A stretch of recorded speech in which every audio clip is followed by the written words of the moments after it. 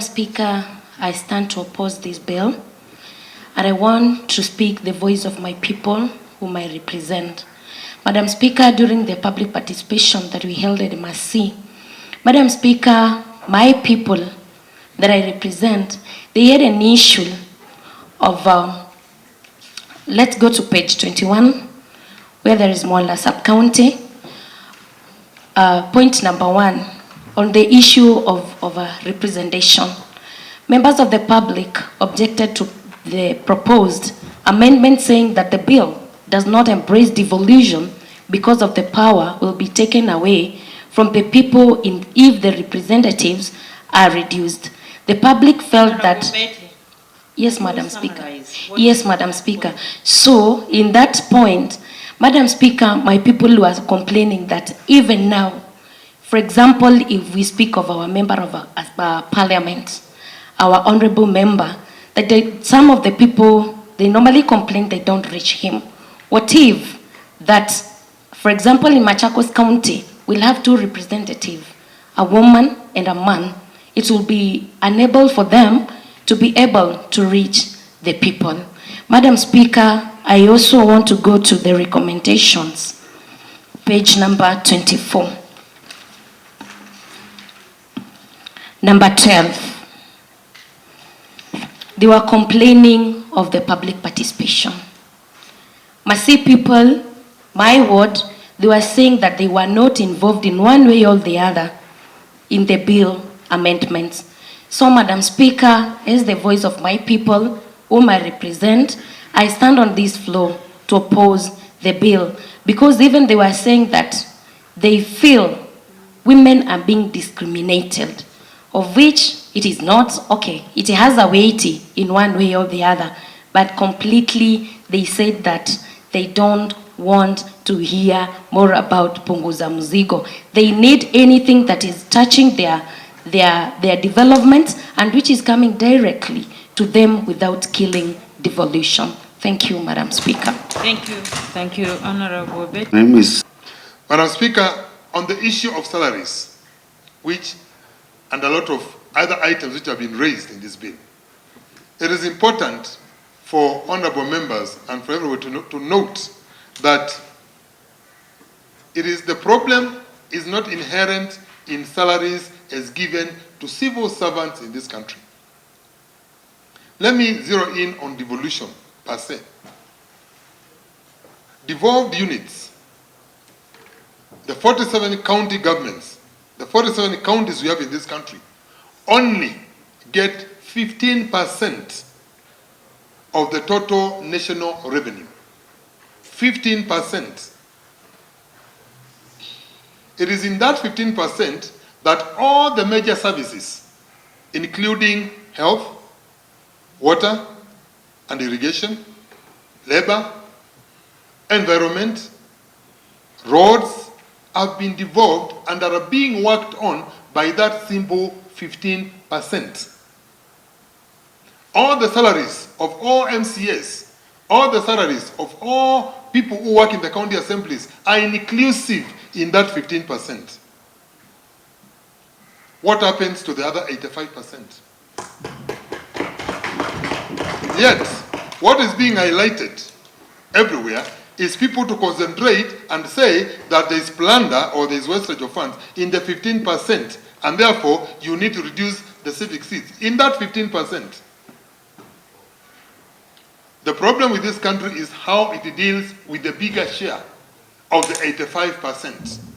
If we are able to reduce on the expenses and on the losses and on the corruption which is being exhibited and seen on the 85%, and as the bill suggests, increase entitlement to those people who are on the ground to 35 or 45%, then this country will have found a solution. Let us not focus our attention on, we call it, there's normally a storm in a cup of tea. You look at a cup of tea and it's boiling, and you concentrate and you say there's quite a storm in this cup of tea. That is the 15%. What is happening to the big sufuria of tea, which is making 85%? So this bill, when it's looking at reducing on elective seats, I am opposing it because it needs to concentrate more. Even the 35% it has given is not enough. We need at least 45 or 50% of that revenue to be brought down to where the services are being rendered. So, Madam Speaker, we have highlighted, I do oppose that bill, and with all my heart, and say that we need a better bill than what this gentleman presented to us. Thank you, Madam Speaker. The bill concentrates so much on reducing the cost of governance at the expense of other important considerations, such as the upholding of human rights, gender equality, non-discrimination, and other entrenched principles of governance. Some of the proposed amendments seem to contradict each other. For instance, the concept of two-thirds gender rule as it relates to elective positions, which is being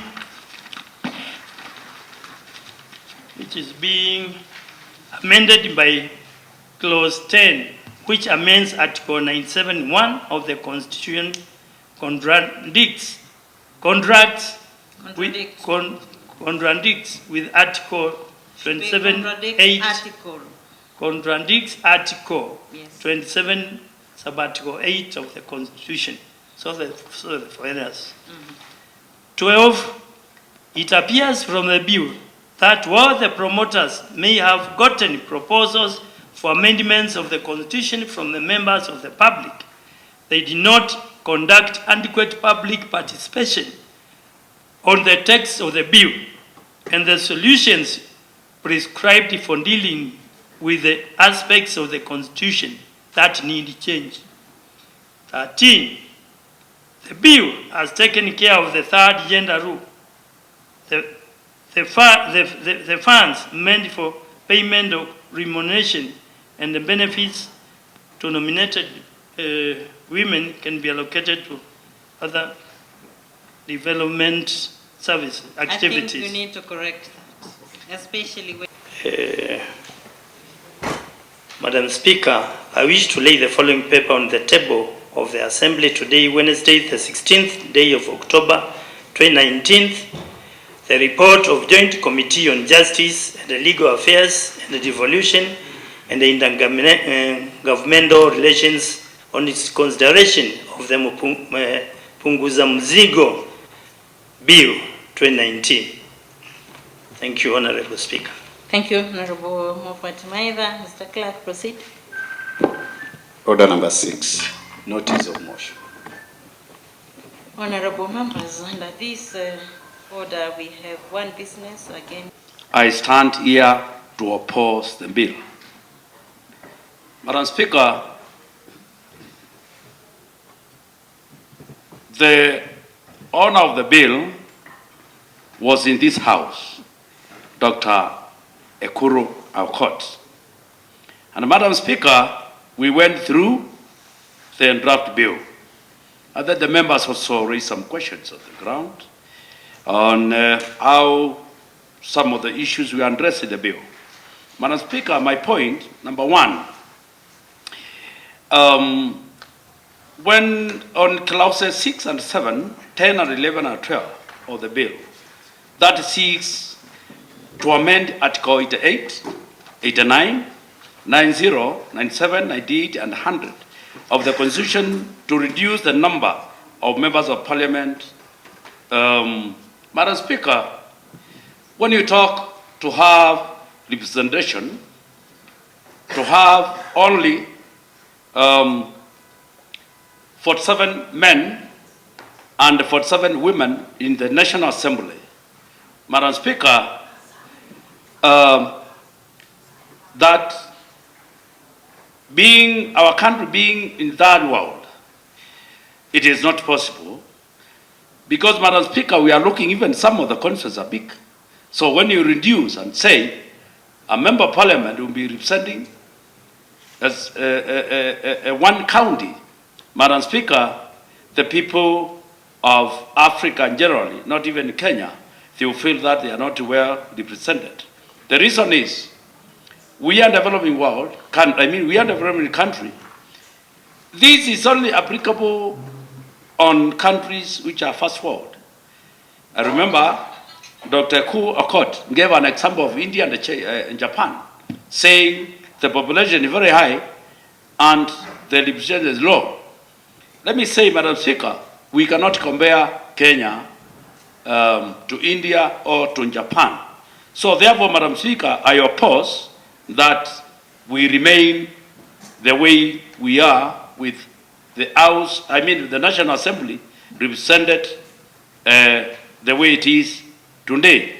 Madam Speaker, second, clause 18 and 19 of the bill that seeks to amend Article 136 and 146 of the Constitution to increase the term of presidency from the current 5 years to 7 years. Madam Speaker, this will encourage corruption because, Madam Speaker, if the president knows he's going for only one term, he will be corrupt, and he must make that time for him to make a lot of money.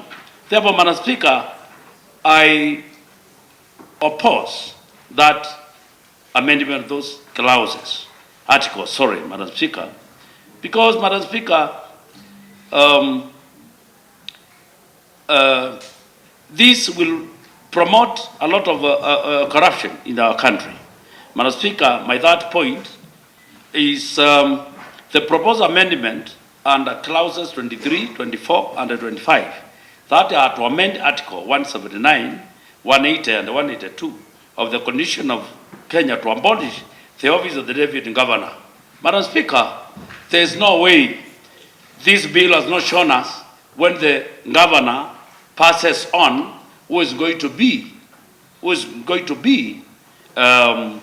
take the office in case of that kind of if somebody passes, if the governor passes on.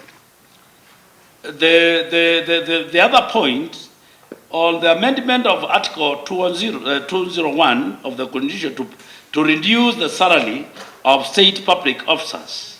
Madam Speaker, corruption is the one which is eating us. It is not the salary.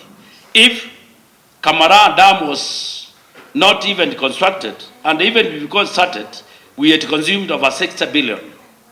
That can develop several counties, Madam Speaker.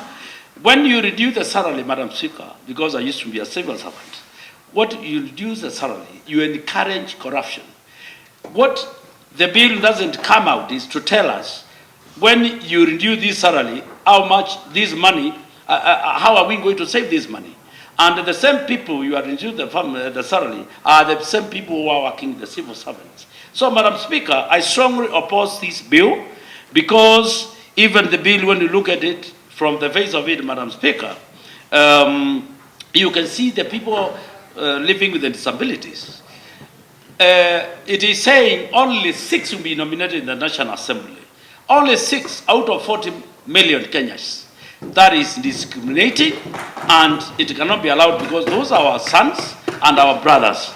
Madam Speaker, also when we come to the county assemblies where we sit now, and that's where we are, Madam Speaker, it is not even shown where the people with a disability are going to be, there's no provision showing in the bill that the people with disability in the county assemblies will be represented on what percentage. Before I finish, Madam Speaker, I also say that, yes, we are saying the ward reps or the MCS, they are close of the people. As far as, Madam Speaker, we talk about that, yes, we are. But, Madam Speaker, a bill which doesn't give us clear the ward development fund, anchored on a percentage or the amount, because the bill says we will provide more funds. We will provide more funds to the local, to the county governments. Madam Speaker, we want a bill which is very clear. It will be this percentage, and the word should be for ward development fund. That one, Madam Speaker, it leaves a lot to be desired when you come to that article. Changing of that part of it. Madam Speaker, let me finish by saying that even the presentation here Madam Speaker, by Dr. Ekuru Okot, was members, this assembly, let me congratulate the House, the Machakos Assembly, because it was not easy as he thought.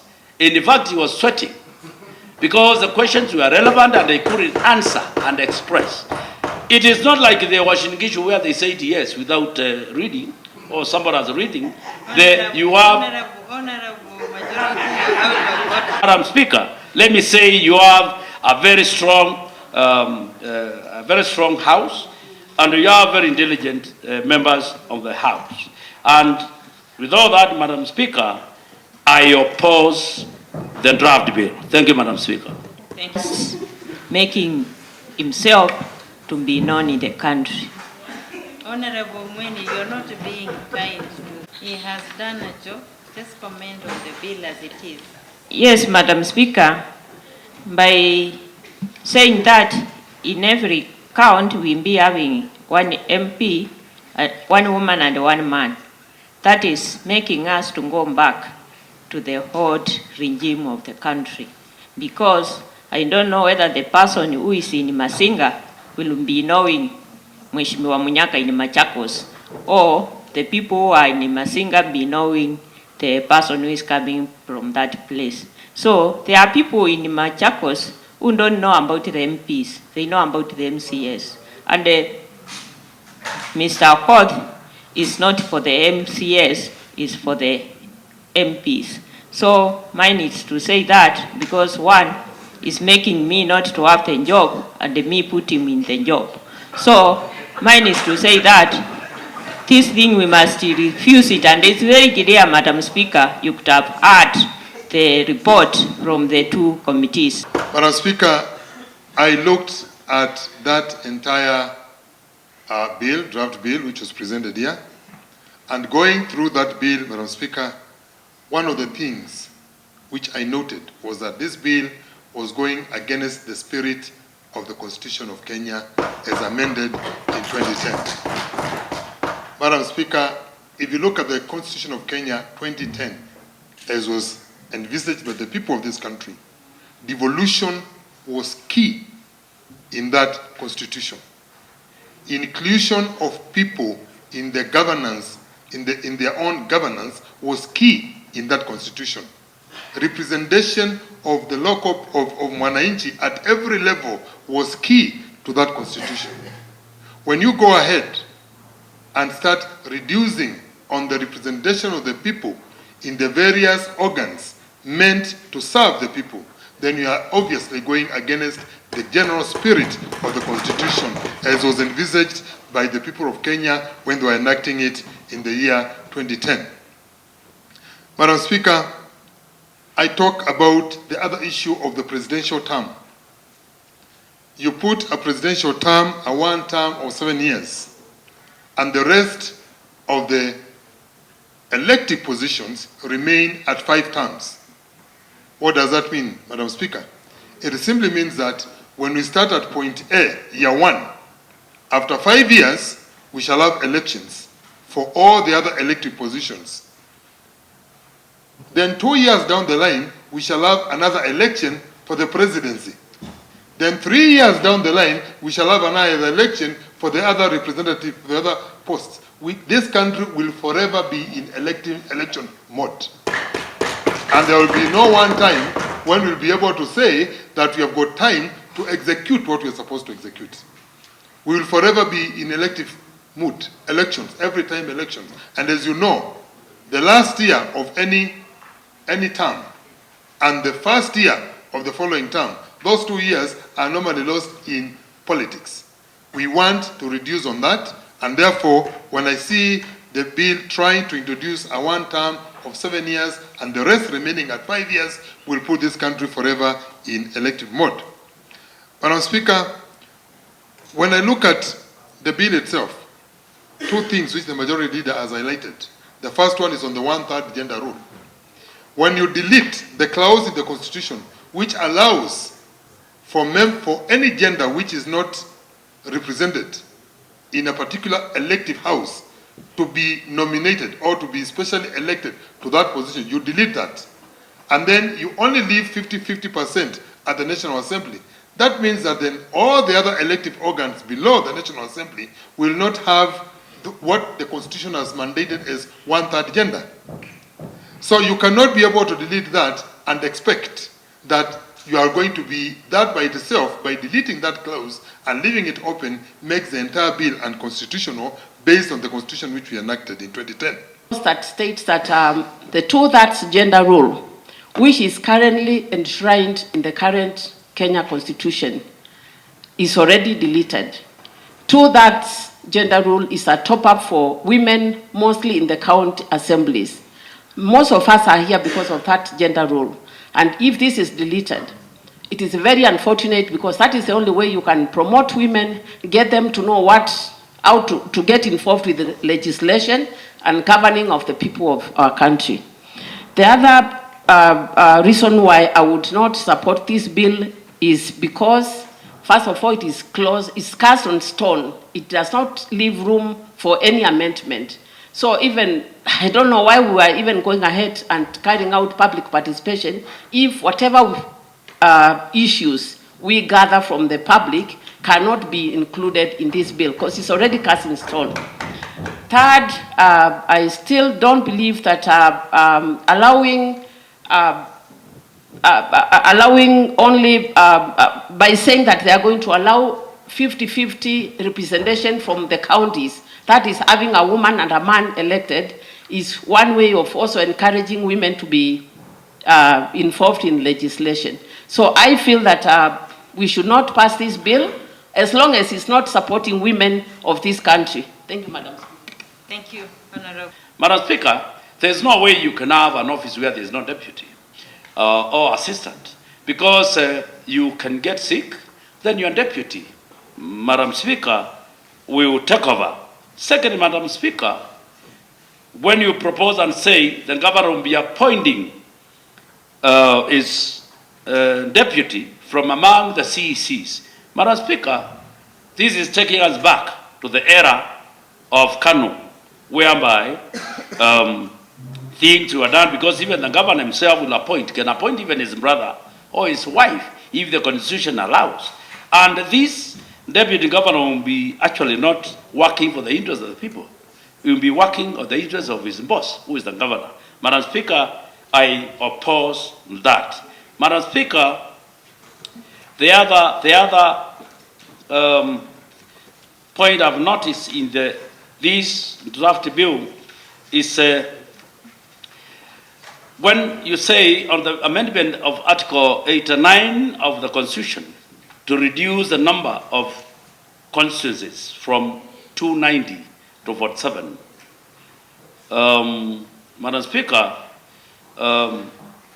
that will make our people suffer because, for example, when we have only a member, for example, in Machakos County, headquarters being Machakos, that means people from all the way from Kebaoni, from Kaliambeo, from Masinga, from Yata, we will be using money to come and see their leader. Madam Speaker, this cannot be applied in developing country like our country in Kenya. So, Madam Speaker, I oppose. Madam Speaker, amending Article 177 of the Constitution to scrap nomination to count assemblies. Madam Speaker, this one is actually eroding the gains so far we have attained actually in our devolution. And also, Madam Speaker, in the Equal Court bill, it is not clear. It is not clear. We have seen on National Assembly 50-50, 50-50, that's gender parity. But when it comes to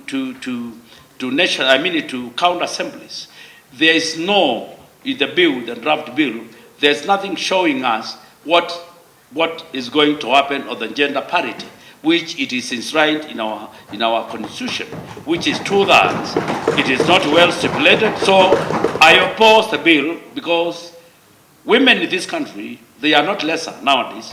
Some of the women, they are the people Madam Speaker, who are bringing our children up. I always say in funerals, Madam Speaker, it is rather better if it's death, natural death, a man should die and leave the woman. Because... Discriminatory. No, sorry, Madam Speaker, I'm just saying that's my opinion. Because I have seen how women bring up the kids, and I've seen how men bring up the kids. So, Madam Speaker, I have an experience as a father, and also I was brought up by a single lady. So, Madam Speaker, I oppose that clause, that article. Madam Speaker, Honorable Speaker, the Joint Committee recommends the following. 1. Parliament should enact a national legislation providing for the consideration of amendments of the Constitution through popular initiative pursuant to Article 257 of the Constitution. 2. A proposed bill for amendment of the Constitution through popular initiative should have room for further amendments and not limiting each to either acceptance or rejection of the rejection by counter assemblies. 3. That it is in support of some of the proposed amendments, among them persons accused of theft or corruption of public resources, to be liable to be sentenced liable for life imprisonment upon conviction by a court of competent jurisdiction. B. Making Senate the upper house. C. In increment of equitable share to that 5%. D. Establishment of forensic accounting department to enhance capacity to produce credible evidence for prosecuting the theft or failure to account for public resources, and whose forensic report shall be forwarded to DPP and DCIA within 5 days. House discusses and approves the report of the Joint Committee on Justice and Legal Affairs and Devolution and Intergovernmental Relations on the consideration of the Punguza Mzigo Constitution of Kenya Amendment Bill 2019. Honorable members, the debate is now open for your participation. Okay, order please. Order please.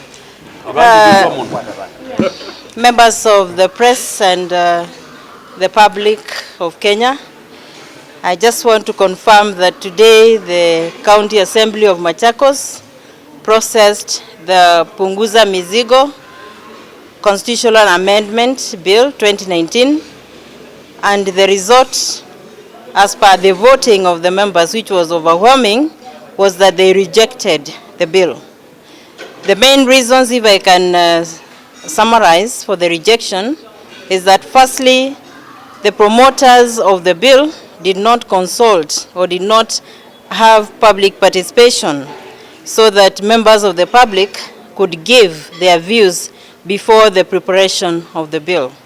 Secondly, the feeling of the members in the area, that is Machakos County, is that the bill seeks to reduce representation, particularly by proposing to have just 2 members in each county, a man and a woman.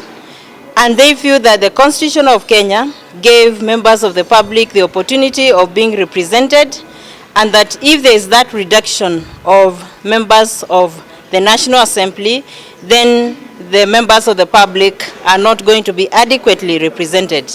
The other issue that members of the public from this region had with the bill is that it does not seem to address the issue of the not more than 2/3 gender rule in the current constitution. In fact, the members of the County Assembly, and guided by the contribution of the members of the public, were categorical that the bill is like taking back the gains, particularly on gender representation, that has been enjoyed by the people of Kenya up to now. We have deliberated that bill at length. We have a very detailed Hansard, and the members of the County Assembly of Machakos had interrogated the bill in depth. They read it from clause 1 to the last clause, and they were reading it against the provisions of the Constitution that are addressed in the bill, and they also read it against the views of the members of the public that they represent. And that is the reason why they rejected the bill. My attention has also been drawn to some comments that were made last night on the Citizen TV by the promoter of the bill, Dr. Ekuru Aukot. I just want to tell the members of the public that the reason why Machakos County Assembly in particular has rejected that bill is because they did not see much which is for the good of the people that they represent.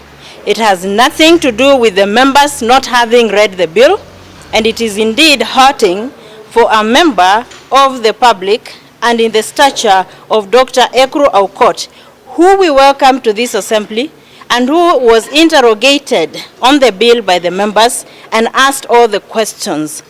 And in the view of the members, he was not able to address their concerns adequately on that bill. So it is very unfortunate that he would go out of his way to say that members of county assemblies, and of course including Machakos County Assembly, did not even take time to read that bill, or even to insinuate that they have been bribed to reject that bill.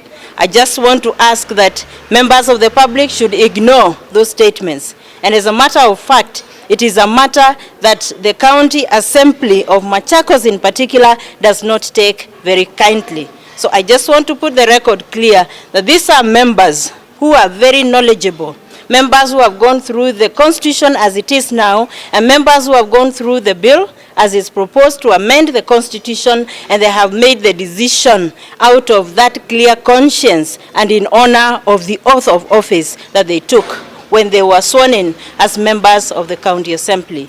Thank you very much.